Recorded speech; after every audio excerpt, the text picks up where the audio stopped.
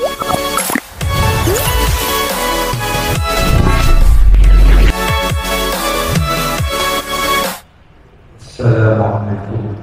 warahmatullahi wabarakatuh. Bismillahirrahmanirrahim. Alhamdulillahirabbil alamin. Wa bihi nasta'in ala umuri dunya wad din. Allahumma shalli wa sallim ala nabiyyil karim sayyidina wa habibina wa syafi'ina وقرة أعيننا ومولانا محمد سبحانه لا أعلم إنك العليم الحكيم ولا حول ولا قوة إلا بالله العلي العظيم. اللهم أهدنا بالعلم وزينا بالعلم وأكرمنا بالتقوى وجعلنا بالحمد. أما بعد, yang sama-sama kita hormati pengurus DKM Masjid Nurul Amin, khusus Bapak Ketua, Bapak Imam, Haji Sudirman, mudah-mudahan Allah memberikan kesehatan pada beliau dan DKM semuanya. Amin. Bapak-bapak, ibu-ibu, semuanya berkata alhamdulillah, pada pagi yang mulia ini Allah memerintahkan memberikan kepada Fasma imam-imam asal dan ekset berkhusus nasihat walafiat. Allah berikan kesehatan, kesempatan, kemampuan untuk saya bersama-sama di Masjid Nurul Amin yang mulia ini. Kita sholat subuh berjamaah, kemudian kita beriktikaf sambil menunggu datangnya waktu zuhur. Kita isi dengan kajian-kajian, memahami, mentadabburi kembali Al-Qur'an Karim dalam rangka meningkatkan ilmu kita tentang Islam ini, untuk meningkatkan ketakwaan kita kepada Allah Subhanahu wa taala, untuk meningkatkan keunggulan dan kemampuan kita kepada Allah Subhanahu wa taala dengan terus kita melaksanakan perintah-perintah dan menjauhi larangannya. Mudah-mudahan ini semuanya akan mendatangkan berkah dari Allah Subhanahu wa taala. Di antara kita yang mempunyai tujuan, cita-cita, yang baik, mudah-mudahan semuanya Allah memberikan. Amin. Di antara kita yang tidak tugasnya, di dalam pekerjaannya ada kendala, ada rintangan, ada gangguan, mudah-mudahan Allah memberikan solusi dalam keluarga dan masalah. Amin. Di antara kita yang sakit, mudah-mudahan Allah sembuhkan, sehingga semuanya menjadi sehat walafiat dan terus bisa istiqomah beribadah kepada Allah dan penuh keikhlasan sampai nanti mudah-mudahan semuanya menjadi orang-orang yang husnul khotimah. Amin amin ya rabbal alamin. Kajian kita masih dalam suatu Al-Kahfi, sekarang sampai pada ayat yang ke-18. Allah berfirman, A'udzu billahi minasyaitonir rajim. Bismillahirrahmanirrahim.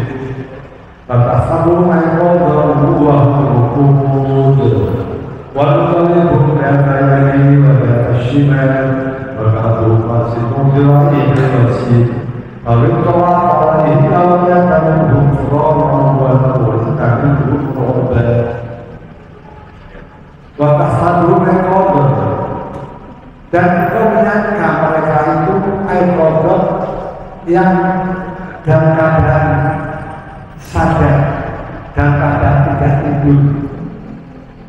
Walaupun sedangkan mereka tidur. Karena apa? Karena Allah tutup telinga mereka, tapi mata tetap terbuka, berkedip, kayak biasa, kayak orang sadar. Jadi seandainya kamu masuk, kamu menyangka dia itu enggak tidur. Memang Allah tutup yang enggak melihat sama apapun kayak orang tidur, tapi mata tetap terbuka.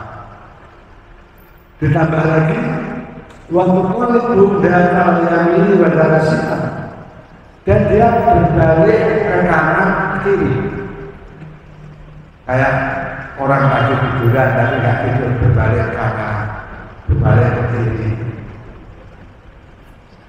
Waktu sedangkan anjing mereka itu dirohani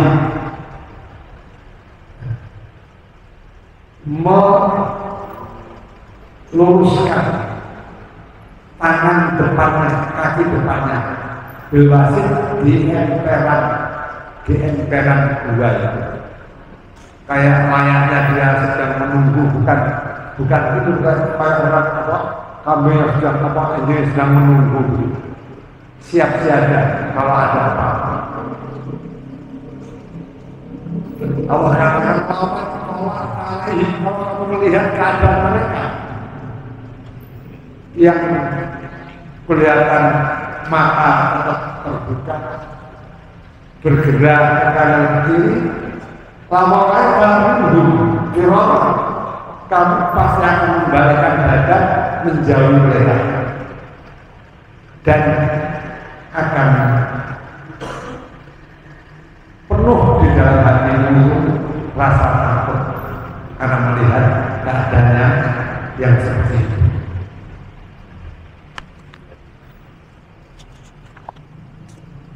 Di sini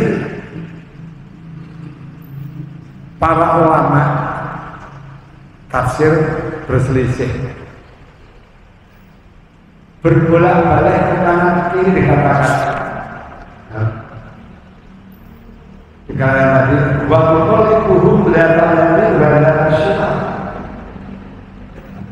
Dan mereka berbalik ke kanan dan ke kiri. Ini berapa kali?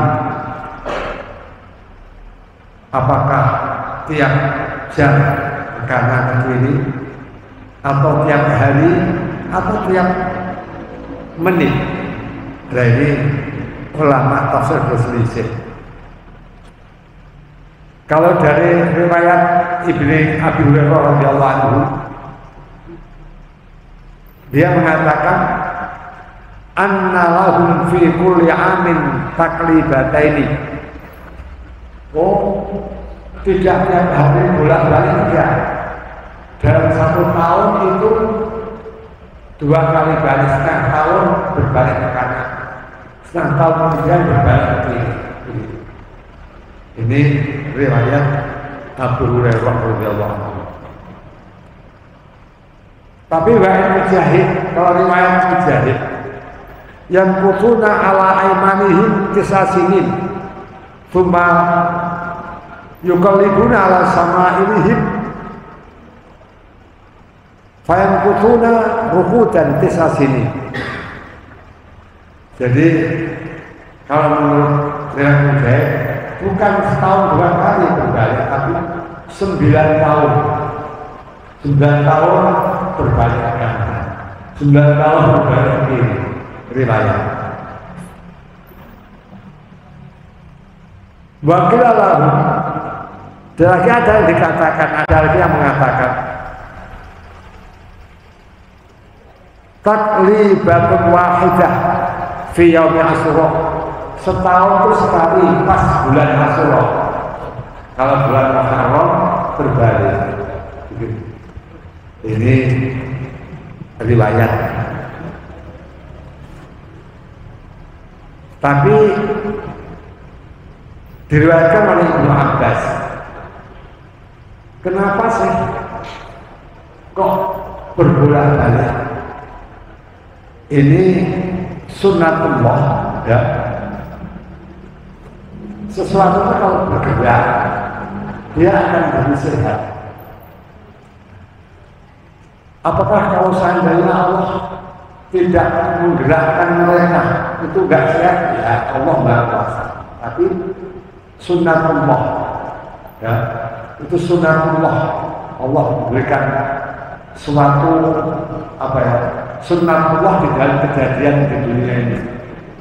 Banyak begini, wah saya nggak usah makan kalau Allah menghendaki kan saya kenyang sendiri, nggak bisa begitu, ya. Sunnatullah ada, kita masak, kita makan masuk, begitu mengikuti sunnatullah. Hukum Allah membuat hukum akibat sebab akibat. Hukum demikian itu yang sudah tetap di dalam alam semesta ini. Semua kan takdir Allah, kuasa Allah, betul. Tapi ada sunnatullah, hukum Allah yang sudah terletak. Kita harus mengikuti itu. Nggak usah makan, diam aja. Nanti kan kenyang kalau mengundang. Jadi ini nggak menghormati sunnatullah. Maka kita harus berusaha makan baru kenyang. Ini menurut riwayat Ibnu Abbas, gerak mereka bergerak-gerak itu supaya sehat. Bahasa. Malah jika dokter itu orang itu yang banyak gerak, ya, dengan yang tidak itu akan sehat dan banyak gerak. Pernah dicoba oleh dokter. Ada orang yang ya dia makan itu terus bekerja biasa bergerak kayak biasa yang makan enak kayak biasa. Terus ada lagi satu kelompok orang dicoba dites, nggak usah kemana-mana, makan tidur siapkan makanan, makan tidur nggak usah kemana, ke rumah makan tidur, makan lagi tidur lagi gitu. Itu ketika dites sampai 1 bulan, ada yang katakan 40 hari, ini ternyata orang yang gerak tadi biasa itu sehat. Tapi ketika orang yang dites yang tidak gerak makan tidur makan kenyang tidur, ini ternyata sudah ada bintik-bintik penyakit yang mulai robot ini. Jadi gerak ini adalah sunnatullah, kita gerak kita sehat. Makanya menurut dokter seseorang itu sehari itu mengayunkan kakinya, melangkah kakinya itu kalau bisa minimal adalah 1000 langkah. 1000 langkah kaki sehari. Sampai nggak kita? Mungkin sampai kita gerak ke sana sini itu sudah berapa ratus ayunan kaki sehingga kita menjadi sehat.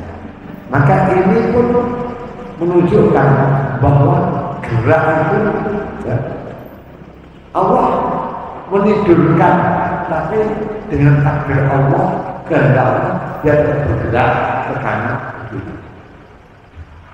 Ini menunjukkan menurut Ibnu Abbas bahwa dengan gerak itu supaya sehat dan tidak dimakan oleh rayap atau sesuatu yang hasarat, sesuatu yang di bumi yang suka makan sesuatu yang diam.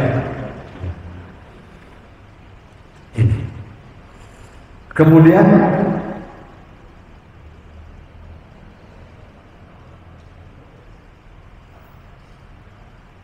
Ibnu Abbas menceritakan siapa sih mereka itu? Mereka itu adalah nanti jumlahnya di akhir ada keterangan.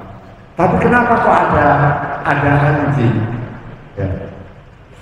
Menurut riwayat Jadi 6 orang itu adalah dekat dengan raja. Tatianus yang 3 orang sebelah kanan mengawal raja, yang 3 orang sebelah kiri. Itu dekat mereka. Tapi mereka sepakat untuk tidak menyembah raja. Dan raja itu kayak Fir'aun begitu, menyuruh rakyatnya untuk menyembah dia. Nah, ketika mereka sepakat untuk pergi, ya, meninggalkan raja karena khawatir dipaksa, maka mereka lewat pas pergi itu melewat bertemu dengan seorang penggembala yang punya anjing. Ini penggembala ini rupanya ikut beriman, diajak ikut beriman dengan dia, maka dia sepakat untuk ikut dan bersama anjingnya. Ini riwayat pertama dengan akhirnya makanya 7 orang, ya, yang 8 adalah anjing. Kok ada anjing yang mengembala. Kemudian riwayat yang lain mengatakan mereka itu ketika berangkat, ya, ini bertemu anjing di perjalanan. Anjing itu mengikuti, deketan jalan, pergi, terus mengikuti, diusir, mengikuti lagi. Tahu-tahu anjing itu bisa ngomong, bismillah. Faqallahu kalbu ma turiduna minni fatahsau janibi. Kenapa kamu bisa takut? Jangan takut dengan saya, jangan takut. Ana uhibbu Allah. Saya tuh mencintai orang-orang yang dicintai Allah. Jadi engkau adalah orang yang dicintai Allah, maka saya takut engkau. Maka saya takut engkau. Fanam, tidurlah. Nanti aku akan menjagamu di depan Allah. Jadi bisa ngomong dengan anjing. Ini menurut suara Allah. Kalau kita ambil pelajaran, ya, kalau ada orang itu kok ikut kepada orang-orang yang sholat, mengikuti kepada orang-orang yang Allah cintai, para aulia, para ulama yang sholat, insya Allah dia akan bersama-sama sholat. Kayak orang sholat, dia ikut imam, sholatnya diterima. Kalau orang selalu ikut kepada kiainya, kepada ulama, kepada orang yang sholat, insya Allah dia ikut akan menjadi sholat. Jangan orang anjing saja, bisa ada seorang balik, anjing saja ikut dengan orang yang dekat kepada Allah, maka dia nanti adalah salah satu anjing yang nanti ada di surga. Anjing aja ikut orang soleh nanti masuk surga, apalagi kita manusia. Jadi menurut riwayat nanti ada anjing yang di surga itu anjingnya satu kaki.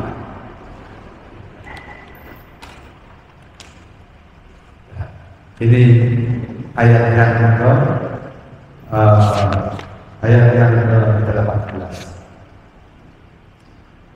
Kemudian kita lanjutkan ayat yang ke-19. A'udzubillahi minasyaitonir rajim. Bismillahirrahmanirrahim. Wa kadzalika ba'athnahum yatasaalu bainahum.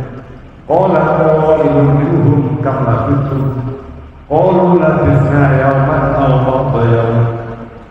Qalu rabbukum a'lamu bima labithtum faqatu wahadakum yawmikum hadhihi al-madinah falyanzur ayyuha azka ta'aman wa yaqul rizqi Fala taqaw fala yusirun nabikum akada innahum iyadahu alaikum yarzuqukum ayaidukum fi milatihim walam tuflihu idan abada. Dan demikianlah kami bangkitkan mereka setelah 309 tahun. Allah bangkitkan mereka, Allah sadarkan mereka. Telinga mendengar, mata melihat seperti sedia kala. Untuk apa? Lihat selalu supaya mereka selalu bertanya satu dan yang lain, menunjukkan betapa kuasanya Allah menidurkan orang 308 tahun dari mampu, apalagi nanti membangkitkan orang yang mampu pun Allah balas. Dari nggak ada Allah wujudkan manusia makhluk ini, asalnya nggak ada kemudian Allah wujudkan, Allah ciptakan. Nanti apalagi orang ada nggak ada Allah, apalagi nanti membangkitkan yang sudah ada Allah. Maka sungguh sangat jauh dari benar orang yang tidak percaya akan adanya hari kebangkitan. Orang nggak ada jadi ada, kok mengembalikan lagi yang sudah tadi, kok dianggap nggak mampu. Allah Maha Kuasa dan Allah akan menunjukkan keadilannya. Kalau sudah dipikir, kalau seandainya tidak ada kebangkitan, ini seakan-akan Allah nanti kan nggak adil loh. Maksudnya ini hanya ini saja. Dulu yang di dunia dia orang yang suka memboleh, suka mengambil hak orang lain, suka menganiaya orang lain, dan sampai mati belum terbalas, belum mendapat balasan. Enak-enak saja dong mereka. Di dunia orang yang selalu teraniaya, selalu tergolimi, belum dapat dia balasan. Makanya ada kebangkitan tadi untuk mengadili, untuk mengadili siapa yang berbuat, siapa dulu yang berbuat baik, siapa dulu yang beraniaya, siapa dulu yang kufur, diadili seadil-adilnya oleh Allah Subhanahu wa Ta'ala. Maka tidak terlepas satu pun dari keadilan akhirat. Dan itulah bentuk keadilan Allah Subhanahu wa Ta'ala. Kalau itu menunjukkan lebih itu. Pertanyaan sekarang, kamu ini di sini berapa lama sih tidur di sini? Kalau labisnya yaman obat yaman, kita tidur ini kalau nggak sehari ya setengah hari lah. Sebab mereka masuk ya, tidur itu pagi, malam tidur. Tahu-tahu bangun matahari masih ada, pas bangun itu dilihat kan paling setengah hari ini kita ini ya. Kalau kita tidur itu masih ada matahari, kok bangun ini matahari sudah di barat ini ya. Ya sehari atau setengah hari lah kata mereka. Kala-kala sehari, 2 hari atau berapa ya. Kemudian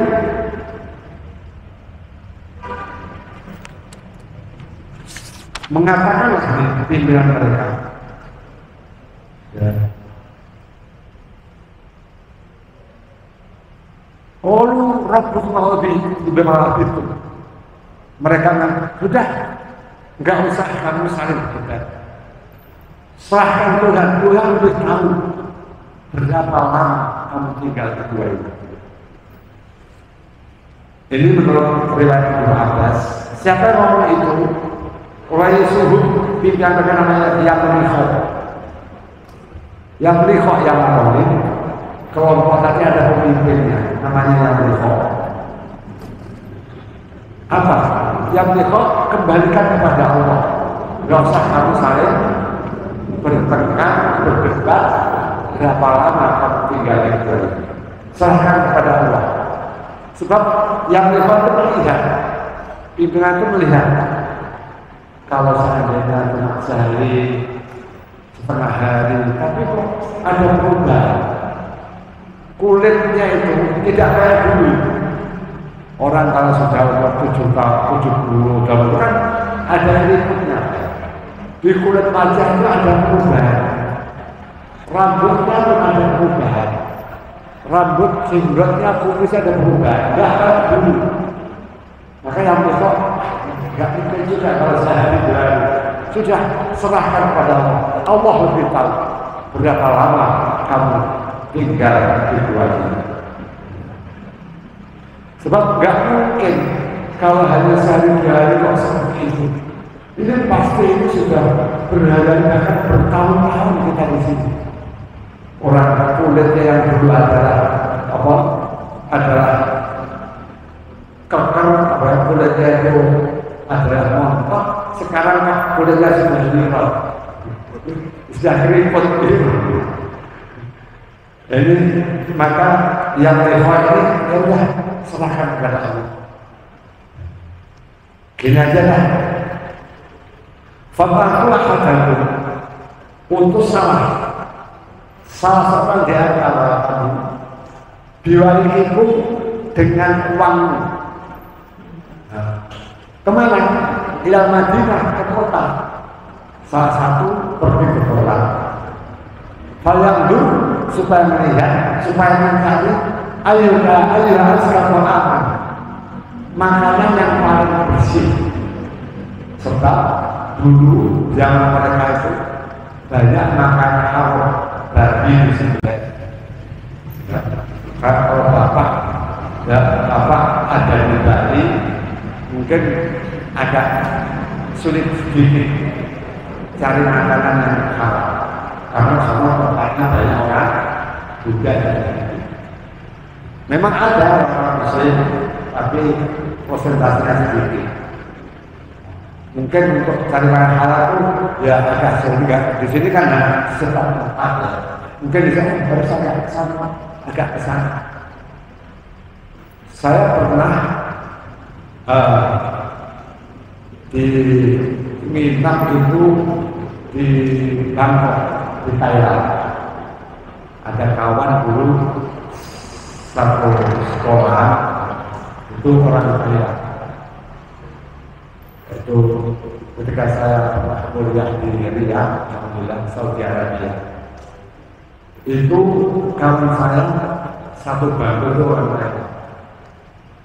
Saya diajak, ayo pulang nanti mampir ke Bali dulu, sebab memang tiketnya dari Riyadh ke Indonesia itu biasanya dulu ada pesawat langsung transit di Singapura atau transit di Thailand baru ke Indonesia. Jadi dua ada Jakarta langsung ke Riyadh nggak ada dulu. Zaman tahun 81. Jadi harus nggak ada langsung Jakarta Riyadh, Jakarta Thailand baru pulangnya pun demikian, Riyadh Thailand baru. Oleh kalau saya diajak main, saya berhenti dulu di Bangkok, ada 1 minggu saya main-main di sana. Itu kalau cari makanan Pak, itu naik taksi dulu. Iya, cari makanan halal itu naik taksi dulu. Ada restoran di dekat masjid, di sana ada masjid juga di Bangkok. Jadi yang di sekitar kita itu makan itu ya babi, apa, banyak makan haram. Jadi untuk makan itu naik taksi dulu ke restoran yang di dekat masjid itu ada restoran halal. tujuan muslim masalah muslim. Karena memang daerah yang mayoritas orang beragama Buddha dan Hindu. Oleh kali mungkin tidak sejauh itu, mungkin ya mungkin agak ya masih banyak lah ya. Enggak sesulit di Thailand. Termasuk di Singapura. Di Singapura hati-hati, jangan sembarang. Ya. Karena enggak sembarang restoran, ada restoran halal yang muslim. Kalau di kita ya setiap restoran muslim, maruf, semuanya muslim. Di sana pun demikian, harus cari dulu, lihat dulu. Apa ini? Makan apa? Ya. Saya restoran yang masuk. Ya. Dari sini makanya putuslah sarman daerah kamu ke Madinah, ke kota, supaya mencari makanan yang bersih. Walatawaf, ya. Dan supaya berbaik-baik, ya, menunjukkan sikap yang baik, sehingga orang tidak curiga kamu ngomong yang halus, ngomong yang baik, supaya tidak curiga dengan kamu. Akhirnya apa yang terjadi? Ketika dia mau beli, ya sudah kepilih makanan, dia nyodorkan uang koin. Dilihat dulu, ini uang ini nggak ada sekarang, malah sudah ganti perang 300 tahun. Kalau kita tuh pakai uang waktu zaman Soekarno kan nggak tahu, ya kan? Ini 300 tahun itu koinnya sudah berubah, gambarnya sudah bukan gambar raja pada waktu sekarang, misalnya raja yang dulu 300 tahun yang lalu. Begitu dilihat, ini dari mana kamu dapat? Ini uang saya kemarin saya jualan. Ingatan dia masih kemarin aja, padahal ketika selesai. Ini bukan uang saya, nggak laku uang ini sudah. Ini sudah 309 tahun. Koinnya sudah beda.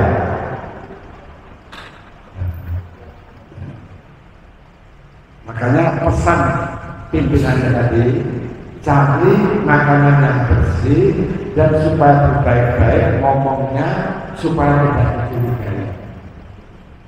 Sebab kalau nanti kamu ketahuan, innahum yadharu alaikum yang dihukum wal yukum fidatihim walan tuflihu idan abada. Sebab kalau kamu enggak diam-diam, enggak berbaik dengan orang kota nanti, ketahuan kamu ternyata kamu adalah orang yang lari dari raja kamu, ya. Mereka akan menangkap kamu dan akan membunuhmu dengan melempari batu. Rojamu melempari batu, ya. Dan atau kamu dipaksa untuk kembali ke agama lama, menyembah kepada patung, menyembah kepada raja. Kalau itu terjadi, walau tuflihu tidak ada, kamu tidak akan beruntung sama sekali. Sebab kamu kembali agama lama, menyembah kepada patung. Ini pesan siapa? Pesan pimpinannya tadi kepada anak buahnya yang dipersilakan untuk berangkat mencari makanan yang halal.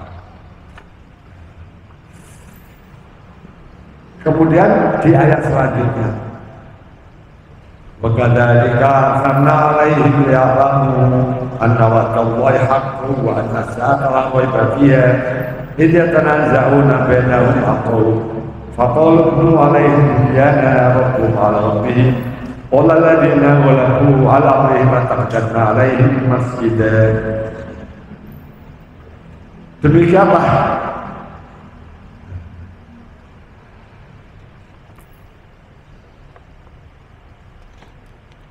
kami pertemukan mereka kepada penduduk pada waktu itu.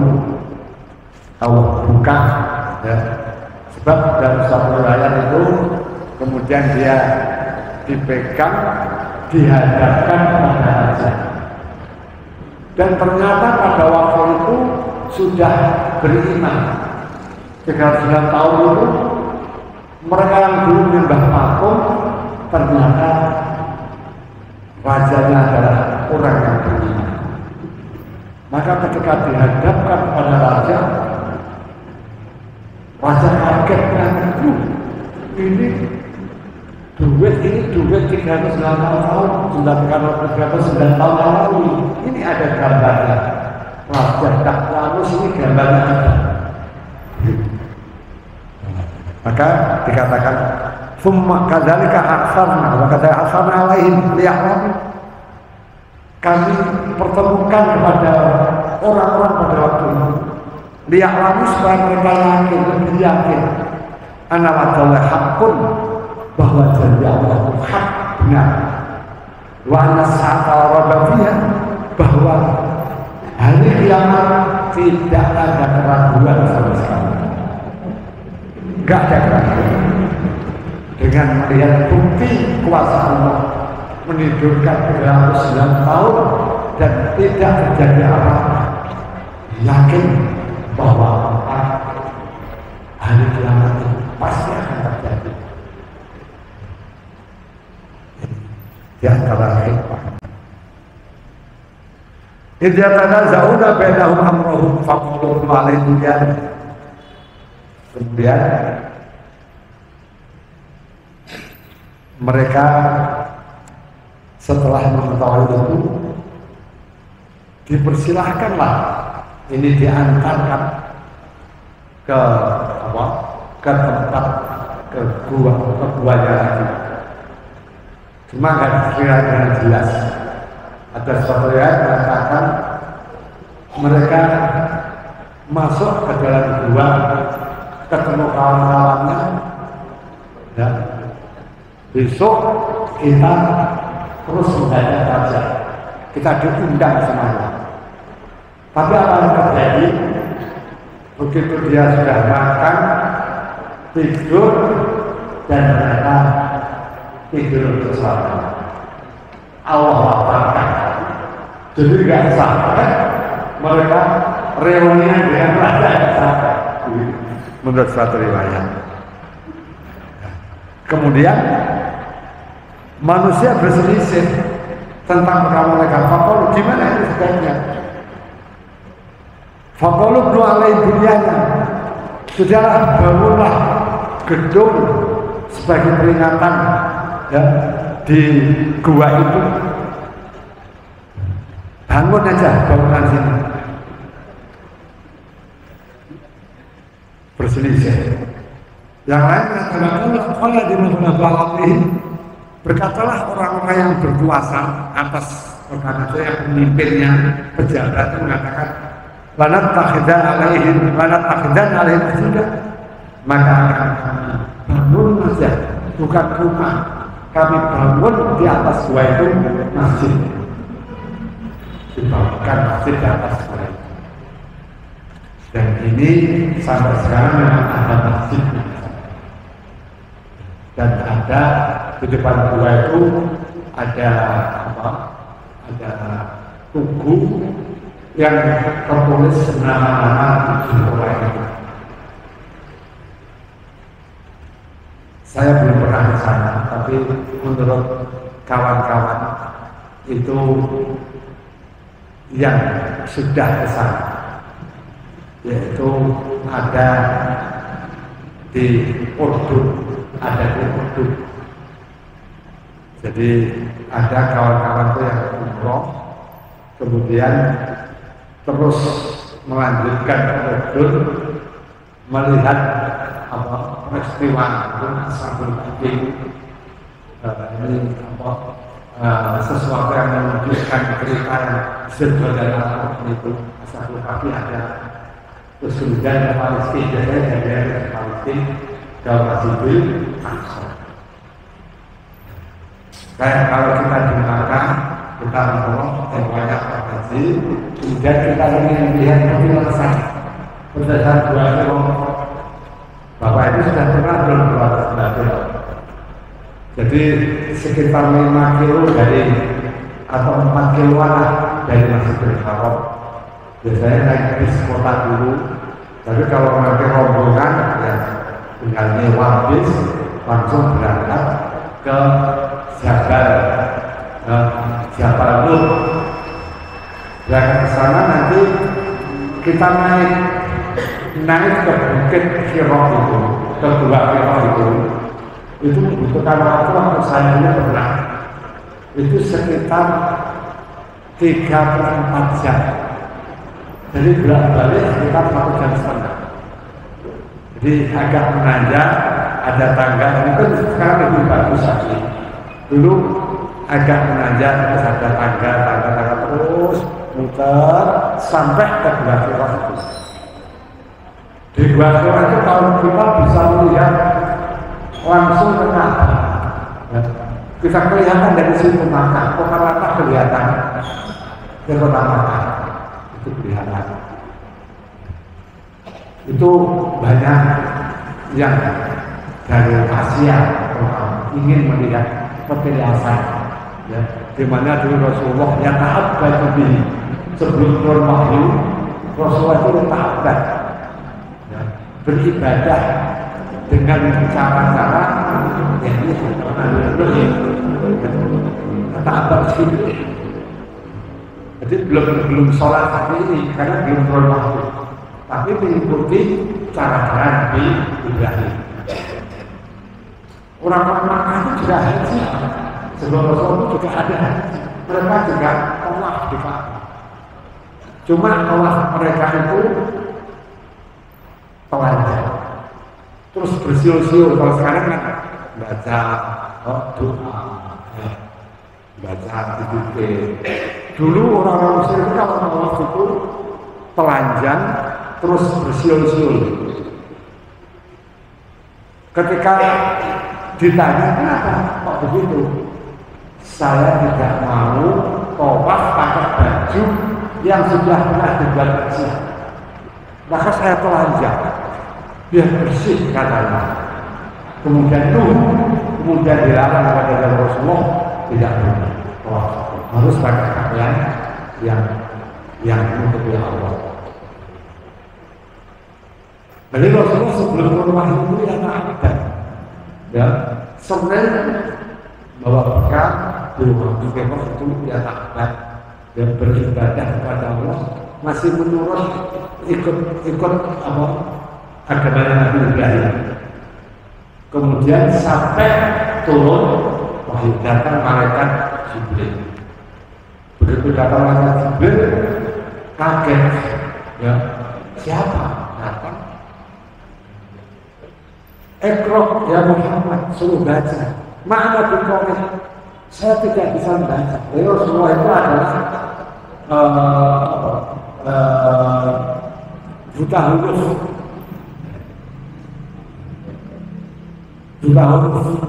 nggak bisa baca, ya, nggak bisa tulis. Cerdas, tapi nggak bisa tulis. Ma'ana biqari. Kemudian didekap oleh malaikat Jibril, Iqra. Begitu dia bisa membaca, bisa paham apa yang dimaksud oleh malaikat Jibril. Begitu ketemu malaikat Jibril itu pulang dari keadaan takut, karena baru itu ketemu malaikat Jibril dan dia nggak tahu apa yang itu Jibril, maka dia pulang dan keadaan takut, ngomong kepada istrinya, Zamiluni, selimuti aku, wahai selimuti aku. Kemudian diselimuti pakai kata Khadijah, jangan takut, engkau adalah orang yang jujur, orang yang selalu mengikat silaturahim, menyambung silaturahim, orang yang pernah bohong. Allah tidak akan membuat atau menghinakan kita. Dan itu yang ditunggu oleh Khadijah. Khadijah itu sebelum menikah dengan Rasulullah itu dia ketemu dengan pamannya bahwa itu nanti adalah calon milik orang besar. Maka Khadijah ingin sekali melamar. Dia yang menawarkan Rasulullah. Khadijah melamar kepada Rasulullah untuk menjadi suaminya. Karena di antaranya disambung melihat sifat Rasulullah yang amanah, sidik fakor. Terus melihat tanda-tanda itu, dia diberitahu bahwa itu Muhammad adalah akan jadi orang besar. Maka begitu ingin menikah itu jadi modal 5 sampai 15 tahun itu kok belum ketemu apa tanda-tanda sampai punya anak berapa singkat kalau nggak salah ya 6. Ini belum ada tanda-tanda dia lagi, jadi mungkin saja. Maka ketika apa Rasulullah mengatakan ketemu malaikat itu gembira sekali, benar ini yang saya tunggu. Maka pernah suatu saat dicoba oleh Khadijah. Ketika nanti kalau malaikat Jibril itu datang kepada kamu, bilang ya, karena Khadijah nggak melihat, Rasul melihat pas di rumah, betul. Pas di rumah Rasulullah di samping Khadijah bilang, oh itu malaikat Jibril datang. Kemudian Khadijah angkat itu kainnya sehingga kelihatan kaki. Terus mana kawan dia pergi lagi? Yakin. Ini mencoba Khadijah. Jadi malaikat Jibril tidak melihat aurat. Ketika ada aurat terbuka langsung tutup. Jangan. Dia ngetes. Khadijah kan nggak melihat. Coba dia Rasulullah. Nanti kalau kawan kamu datang, bilang. Terus malaikat dites. Begitu, wah itu lidah datang, langsung diangkat itu kain dan membuka kakinya. Wah dia pergi lagi. Terus ditutup, terus datang. Ini Khadijah begitu gembira, maka dengan yakin betapa kekayaan yang punya digunakan selama berbulan Nabi Muhammad SAW yang aku kaya di mana menjadi orang menjadi sangat miskin, habis kekayaan untuk berjuang Nabi Muhammad SAW. Ini kajian kita hari ini sampai sini dulu ya tentang nanti akan kita lanjutkan insya Allah pada bulan atau 2 bulan mudah-mudahan memberikan kesehatan bagi semuanya, terus Allah berikan kesehatan, kesempatan, kemampuan untuk terus kita bisa meningkatkan ibadah kita dan Allah selalu memberikan hidayah semuanya sampai akhir hayat kita. Maka kita adalah Islam menjabat dan ini kajian kita dalam rangka yang perlu dilakukan.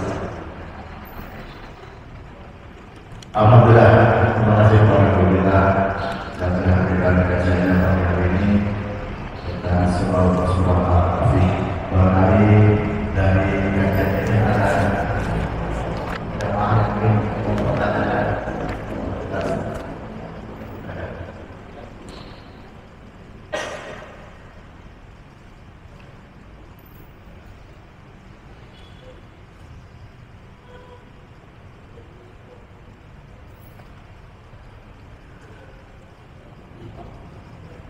Assalamualaikum warahmatullahi wabarakatuh.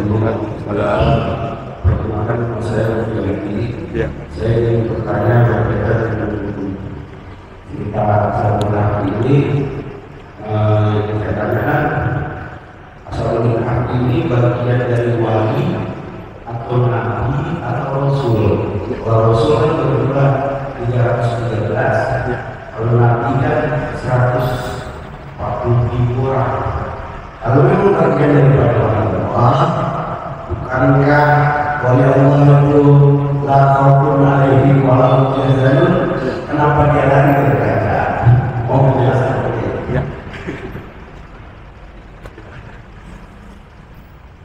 Ya. Menurut mufassir ini, mereka adalah akhibahullah, para wali-wali Allah, para wali-wali Allah. Jadi mereka Allah jaga. Wali Allah itu adalah orang yang Allah jaga sehingga tidak melakukan sesuatu maksiat. Ada sebuah hadis qudsi dikatakan kok wali Allah takut, bukan takut ya, dia menjaga, mempertahankan diri jangan sampai dia nanti dipaksa dan mempertahankan bukan takut, dia mempertahankan keyakinan kita pertahankan. Ayo, kalau kita hanya nanti menghadapi raja, rakyat yang nggak mungkin mampu, ya kan? Kita pertahankan keyakinan kita ini, ayo kita menuju dapat ilham dari Allah menuju bersembunyi ke suatu tempat. Memang wali Allah itu seperti dalam Al-Quran, Siti Maryam, ibu Nabi Isa, dia kan juga manusia. Jadi meskipun wali itu ada, tetap sifat kemanusiaan ada. Maka ketika Siti Maryam habis melahirkan, dia sedih banget. Wah, seandainya aku mati sebelum ini. Saking apa? Dia takut banget punya anak, ya. Kemudian nanti ditanya apa ya? Kalau ditanya mereka bagaimana? Maka dia mengatakan nggak usah takut. Nanti kalau mereka tanya anakmu, suruh tanya kepada anakmu. Kalau mereka tanya kepada kamu, wahai Maria, suruh tanya kepada anakmu. Betul, ketika dia balik, ya, itu, hei Maria, kok kamu punya anak tanpa suami? Bapak ibu kamu orang baik. Dari mana anak itu? Dia nggak jawab. Nuding, tanya sendiri pada anak. Bagaimana saya suruh nanya anak kecil? Dia ngomong.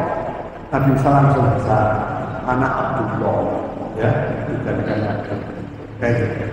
Jadi rasa takut, tapi takut yang tidak sampai ini, ya, itu adalah rasa rasa alami, ya, kemanusiaan. Dia takut karena jangan sampai dia dipaksa untuk murtad, maka dia menghindar, gitu.